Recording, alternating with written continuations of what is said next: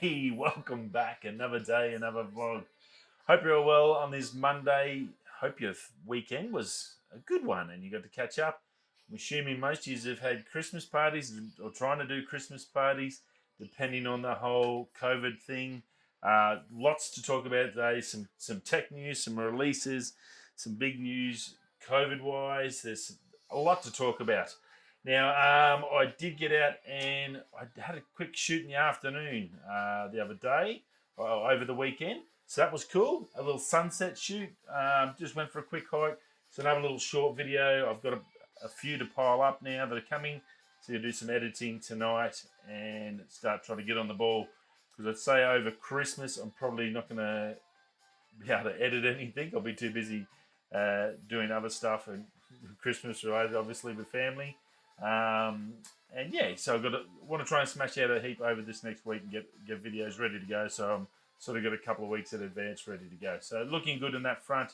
The rain's backed off, so it's in that regards it's not real good. It sort of flew in. I thought it was going to rain all week. It's going to be great, but yeah, nothing. Good for the drone stuff. So that's all finished and done and dusted. Finished that last night. We had to do a night flight last night. It's the only, under Australian law, it's the only time I can ever fly at night, but unless you are working on private property and you get permission, from the company that you're working for, which you can with this mine company. Just, for whatever reason, they have permission to do it, but they don't allow it. So, yeah, we had to do it under training, so it's not as much fun. I've got to admit, night flying. I guess if you're in a city with all the lights and the colours, it would be nice. But when you're just flying around the bush at night, it's just there's nothing you can see. it's really pointless. The Milky Way is in a good spot, so I did notice that last night, so that's pretty cool. I've got a funny feeling that I might do a Milky Way shot or a video for this swing. It's in a vertical. It's that last bit before dawn. It's just starting to swing round, and the Milky Core is just about to pop over the horizon just before daybreak on Wednesday. So going through photo pills. So I've got a funny feeling I might be able to get that and a bit of a sunrise. So I'm just going to work out in the head today a location and get a nice foreground and get something to frame that up and get some dark spots. So tricky part. There's a lot of, you've probably seen a lot of videos. I've done shots at work. As much as it's pitch black everywhere in the Pilbara, mine sites generally just leak, pour out light, and just the pollution's terrible. So you've really got to pick your fight. So that should be all looking good for Wednesday morning, which is good because it's muggy as hell. A big hike is my backup plan, but I'll see how it goes. Just depends on the cloud and if the rain comes back, and there may be some rain tomorrow. So see how we go. Rightio, let's get into this news. Heaps to talk about. We've got 2 pages, 2 sides on my notepad of stuff, so I want to try and get into it. Some big stuff now. Boston Dynamics, if you've heard of Boston Dynamics, that was that robot dog. If you haven't seen that, they've got Atlas, which is like a robot human, looks like a little mini astronaut, full mobility, can get over objects, jump and roll and all sorts of crazy stuff. But there was the robot dog, I think his name was Spot. Yeah, Spot the dog.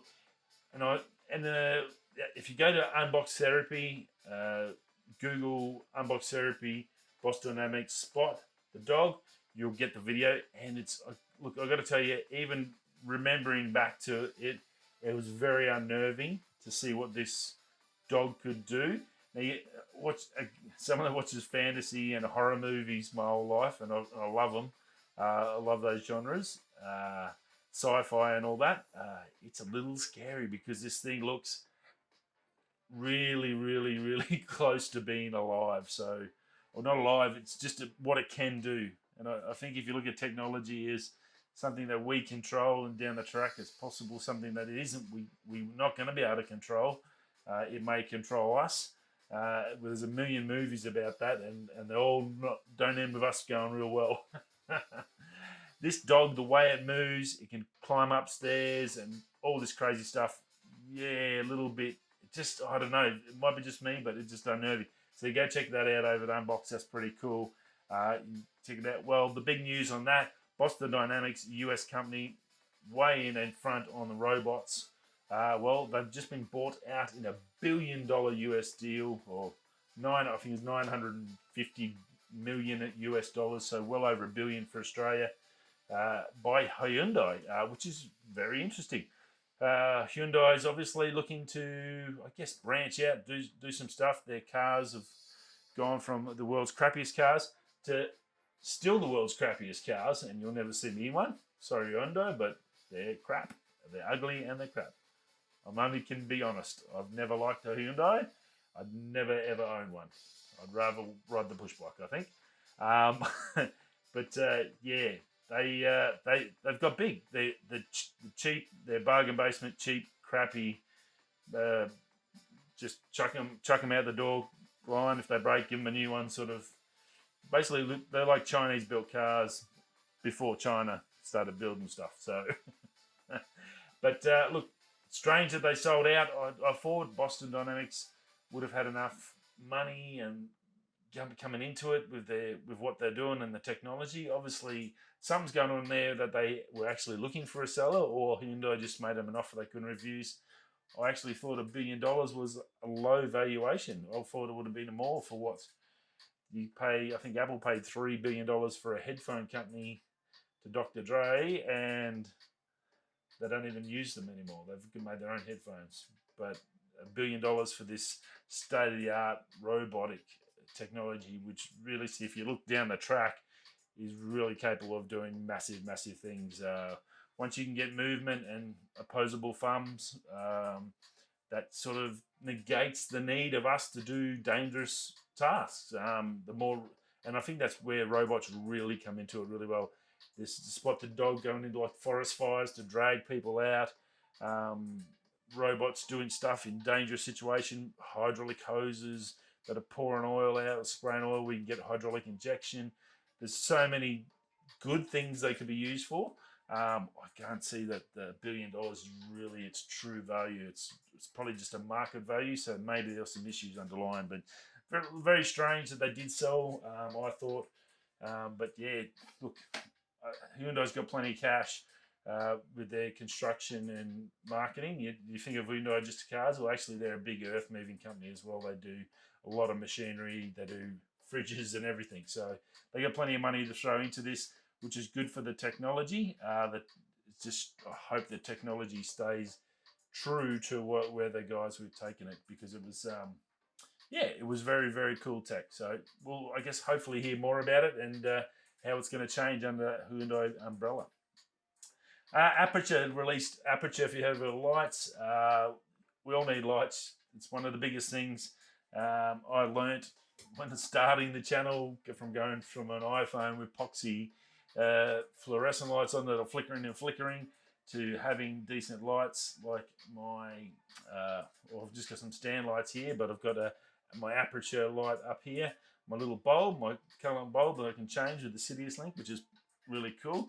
And going over to my Lume Cube on here as well. So having that light, getting some background light, just gives you a little bit of depth of field and all that sort of stuff. Well, Aputure's huge in the game, and the 600D is apparently a bit of a game changer. It's obviously not for just like a little YouTube channel like myself, but it is definitely for the semi-professionals and moving on up. Very small in size. The 600 watt unit actually puts out something similar to existing like 5,000 watt type lenses in the old tungsten game. So look, it's got all the great things that Aputure do, and very, very cool. Now it's $1,890 US for the kit. Comes in a wheel box, so they do a really good job of it. It's 600 watt, 60 watt daylight, 600 watt daylight balanced, weather resistant, which is something apparently unusual in the game too. So they have to change all the fan motors and fans and all that sort of stuff. Where obviously these are cooled and have air coming through. Now rain and stuff, these things can be stuck out in the rain and you won't have any issues. Obviously, people get electrocuted and stuff. It's not a fun thing on a movie set or on an ad campaign. So that's pretty cool to know. It'll do up to 29,000 lux with the Fresnel on it, and it's 8,500 with a normal one. Now, and this can run off batteries, those V-mount batteries. You can run it off that and still achieve those targets. So I thought that was pretty cool, the fact that it can do both. Now, also with the batteries, apparently it's one of the first lights that while you've got the batteries on, if you're indoors and you can plug it in to mains power, it'll charge your batteries for you. So it's got like an inbuilt charging system as well into the technology. So that was pretty cool. 48 volt DC, 15 amp current, draw, so that's pretty cool. It's Bowen's mount ready, so you've got all the features. You can get all the umbrellas and the flares and the Fresnels and the cones and the barn doors and whatever you need to do. It's pre-set up, ready to go. It's obviously semi-professional or professional gear, so it needs to have that, and they'd be pretty silly to make something that didn't, because then no one would buy it. So that's pretty standard, I thought. It's got 8 lighting effects channels, which is sort of pretty cool for us amateurs. Probably not much for the pros. And yeah, it looked pretty good bit of kit. Go check it out. Aputure does a fantastic job. They've got bigger and bigger and bigger. Now it does run on the studious. It'll do also a remote, and you can manually plug it in. So it's got multiple ways to control it. Now that's studious link, so I run the studious link to run this light off my app on my phone, so I can adjust it and change it, so I don't have to go anywhere near the lighting source. And with that studious, you can do multiple lights. And this is another one that comes in that series, so you can have the lights everywhere and have the lighting controller can change every light from one main control panel, Wi-Fi control panel. So that is brilliant, and I think that makes a big advantage for the lighting people to be able to finesse it as the scene flows or as the director needs it. So very, very cool. Rightio, Google's. This is an interesting one for us poor old Australians. Anyone's got NBN in Australia knows it's pretty darn bloody hopeless unless you pay through the nose. I think I've said multiple times I pay like $115 on the business plan, and the best I can achieve with FT fiber to the premise is like 80 megabytes to maybe 90 megabytes a second if I'm lucky on a good day, if there's no one else. So yeah, look, that's good for Australia. But then you hear this. Google has had for a while 1 gigabyte internet. Well, they're up in the ante. They're going up to 2 gigabyte per second internet. In the first 2 locations will be Huntsville and Nashville. So if you're in those locations and you've got Google internet, you can ram up your speed and go hardcore to 2 gigabytes. $100 US a month, so that's about 140 Australian. So that's only maybe $20-30 more than me for 2 gig downloads. Wow, that's insane. That includes a Wi-Fi 6 router and a tri-band extender and the install as well. Now the speed's down a little bit slower. It'll be just a 1 gigabyte up, but 2 gigabytes down. So 2 gigabytes a second. Can you believe that? Imagine if we had that with our NBN. That would make the NBN actually good. The 40 plus billion our government blew on it, and 80 megs. We're living in an 80 meg world, and these other countries in the first world are running multi gigs now. How far away or how far behind is Australia? That is insanity, isn't it? For $140, like $140 and 2 gig, you come here 2 gig, I will pay you $140. No problems at all. That is tickety boo. Anyway, moving on, nothing you can do about it. Jay-Z, well, if you don't know Jay-Z, rapper, music mogul, ex-drug dealer. Well, now he's moved back into legitimate drug dealing. He's taken the full circle. He's gone from his streets, growing up in the hood, to doing whatever he can to survive, selling weed, selling crack, or whatever he sold, just to stay alive and keep going. That then fueled the inspiration to become a rap star, and then now he's married to Beyonce and just big time. So, well, he's now teamed up with one of the biggest companies in California. We all know the States is legalizing marijuana at a fast rate. Currently, it went through the House of Representatives, the bill to fully legalize marijuana USA wide federally. Obviously, states are going to be independent, but federally it got through the House of Representatives and passed by a long margin. It's got to go through the Senate, which is, I think, is it Democrats? I think it's Democrats, which is Trump, I believe. Forgive me if I'm wrong. Correct me. Let me know down below if I've got it wrong. I'm not sure. I know there's left and right. I think Democrats are right. Hope I've got that right. Right? Anyway, it's got to get through the Senate, and then it'll be fully legal USA wide. So that's pretty interesting. As it is, Australia still, again, we've got medical marijuana, but you still got to get to a doctor, and they don't talk about it. No, everything else is still illegal. You still get done and thrown in jail like you're a common criminal here. Yeah, we've got some very dodgy politicians that run this country, unfortunately, that can't foresee the good stuff. But anyway, so I digress. So Jay-Z, full circle, he's now teamed up with the Calivia, which is one of the biggest cannabis companies in California. He's become their CFO, or a major director on the board of directors. He's a major partner with them. He's got his whole brand name out there, Monogram. So they're doing internet ordered marijuana joints, the whole works. Very, very interesting to see. I think hopefully Australia will get down that track and we'll get away from locking people up for that. It does nothing to anyone. Yeah, I've seen it firsthand in Adelaide, and I don't think it's any sort of an issue that the Australian government puts off. But anyway, we'll see what happens. But yeah, look, huge news. Direct to consumer. He's got the know-how, the business resume to make this happen. I think it's going to be big. It's high quality. It's high cost. It's a lot higher than the other ones. But they talk about hand grown, hand rolled, all that sort of stuff. But I think it's sort of pretty cool. Like, you see, he started off his life having to do this illegally to survive. In the 20 or 30 years until he's become a man and a businessman and all that. And now it's legal, and he can go back to what he knows and make probably even more, hundreds of millions, if not billions of dollars out of it. And it's pretty interesting, I think, if you look at that life sort of curve for him. I'm sure he thinks back and sits there and goes, wow, I used to have to do this and hide from the cops.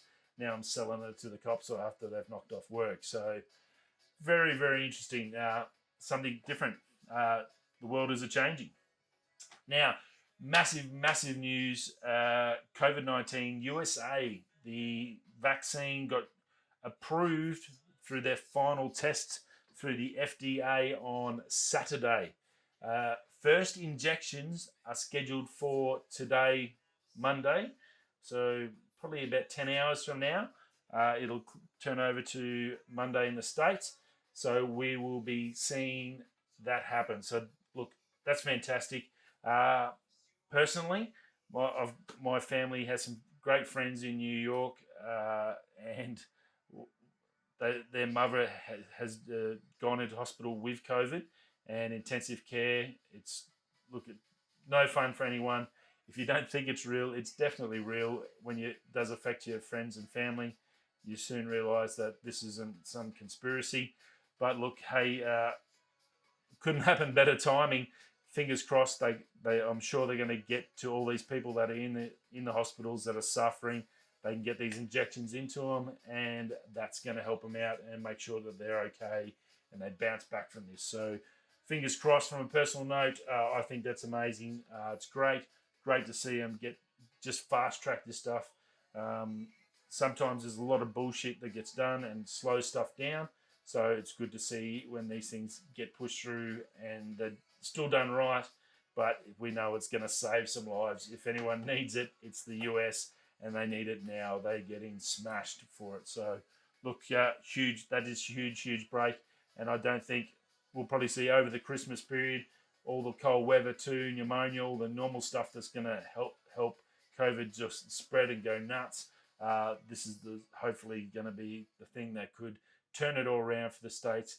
And if it does that, well, then that's going to be able to be a great sort of looking glass for the rest of the planet. So we can see, yeah, beautiful, works. Let's get this thing out to everyone. Make it happen. So yeah, good news for those poor people that are suffering for that. Now, last but not least, another massive. There's lots of big stuff today. Samsung dropped today the new 110-inch micro LED TV. Holy bundy.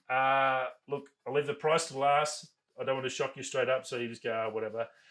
This thing is amazing. 110 inches you think is just massive as a TV. Well, that's actually very small when you're talking about production of micro LEDs. I read through Samsung statements, and it has taken a lot of really serious tech, including some big gains in the semiconductor industry on Samsung's behalf, to be able to make these screens down to 110 inches.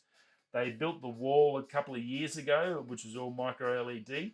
Now, micro LED is you've got mini OLED, then you've got mini LED, and then you've got micro LED. Now, mini LED is sort of the mid-term. That's the short term. Think of mini LED as mini disc. Here for a short time, but not a good time, not a long time. Because mini LED is going to pretty much go. As soon as they can fine-tune this micro LED, mini LED won't even get it. It's not even going to start. It's just a sort of a wedgie. Have a wedgie beer at the pub while you're waiting for a mate. Well, that's what mini LED while they're waiting for micro LED. And it looks like micro LED ain't far away. 110 inch is a ridiculous size TV, but as I said, very hard to get it down to that small. Now, this has the same color sort of quality as OLED does. And we all know OLED is the best. I had an OLED until Jack put his bells through it and smashed me $3,000 TV. We now have a $400 TV. So it's a little bit different when your parents, you don't want an OLED. But yeah, look, this mini LED is big bickies. And the quality is going to be insane. Now, it's gone on sale in Korea, South Korea, as of today.